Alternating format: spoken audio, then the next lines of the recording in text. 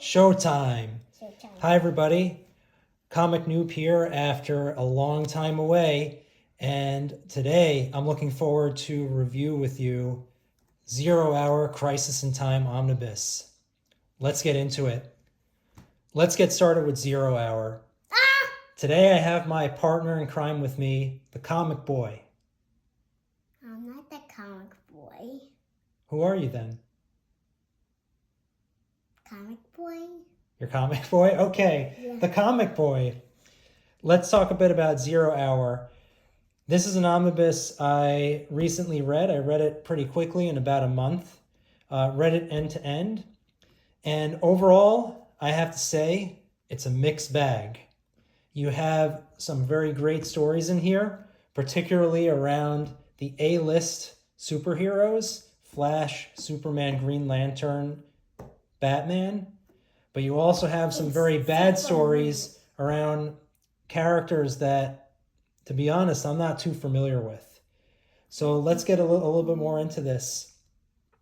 0 Hour Crisis in Time is about time being destroyed and falling away, much in the same light as Crisis on Infinite Earths, which was a story, an event story that was about 10 years earlier than this. You have a crisis that has major implications for the DC universe. The actual story of 0 Hour, which is 5 issues, the event story, is excellent.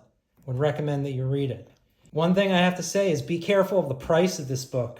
This book is no less than $175, quite a high price. Also, another thing that you're going to notice, and after reading the book, I understand why they do it. I'm standing on the chair. You're standing on the chair, but there's a lot of blank pages in this book. How many pages are there? I thought that was a little bit, I don't know how to say it, crude, given that we're paying so much money. It does fit into the story, but might rub some readers the wrong way.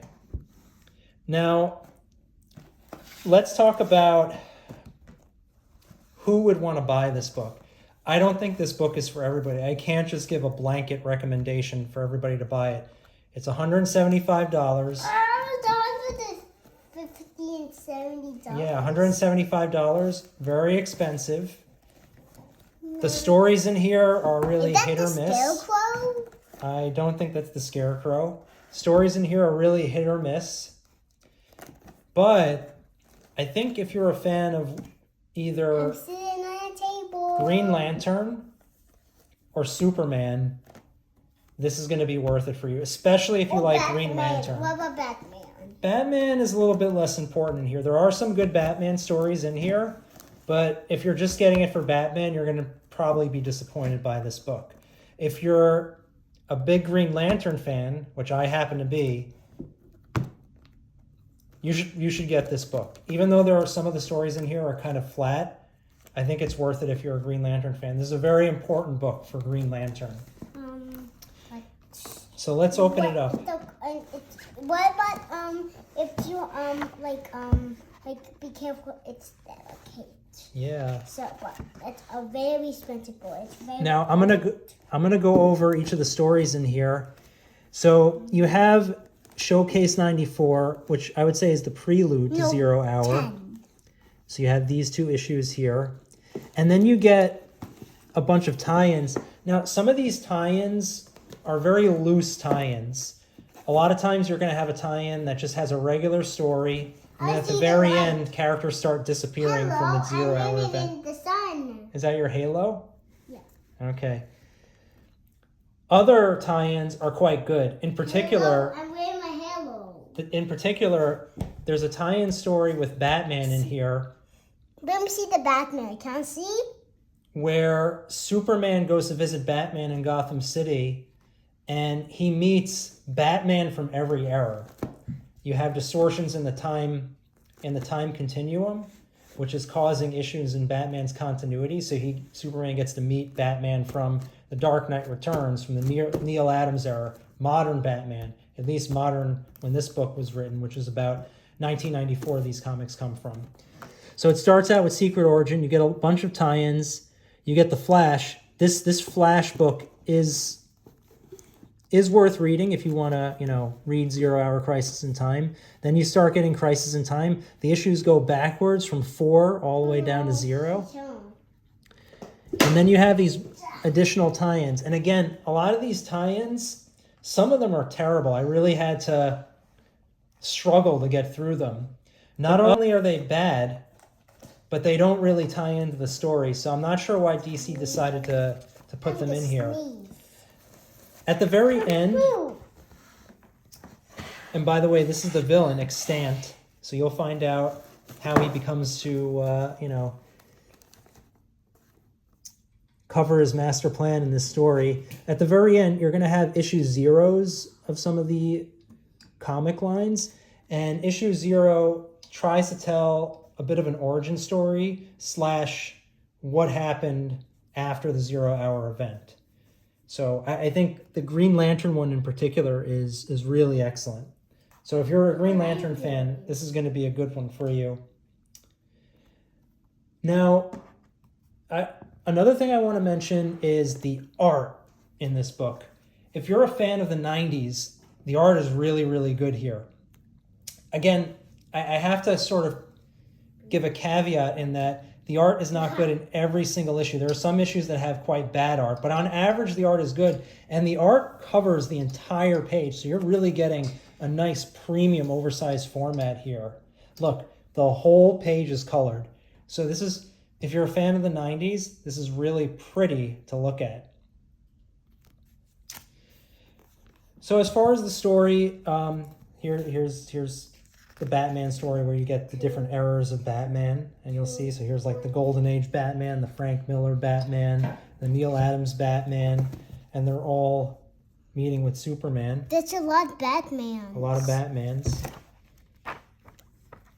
But in the very beginning, you're going to get introduced to Extant, who's the main villain of this story, and he ties into some of the other characters quite nicely in the some Zero introductions, and again, I would say introductions here because they're more like the prelude to the story. You get introduced to some time-sensitive characters like Wave Rider. Wave Rider is very important to this story. He's a cool character. I enjoyed him. Upstairs, okay? Okay, go ahead, go for it. Comic Boy is taking a break. That's 0 Hour.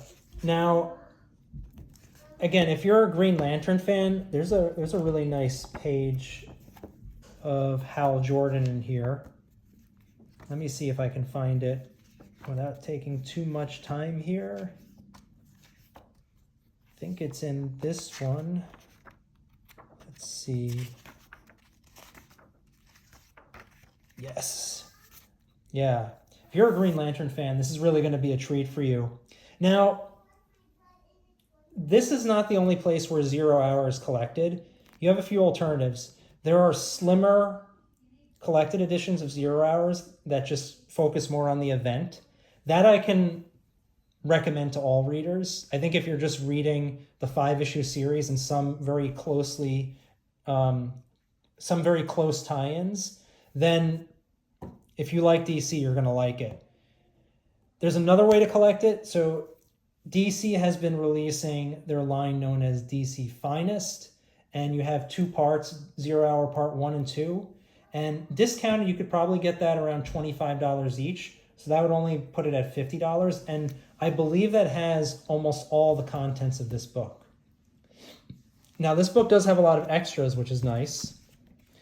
I kind of doubt you're going to be getting those extras in the DC Finest book.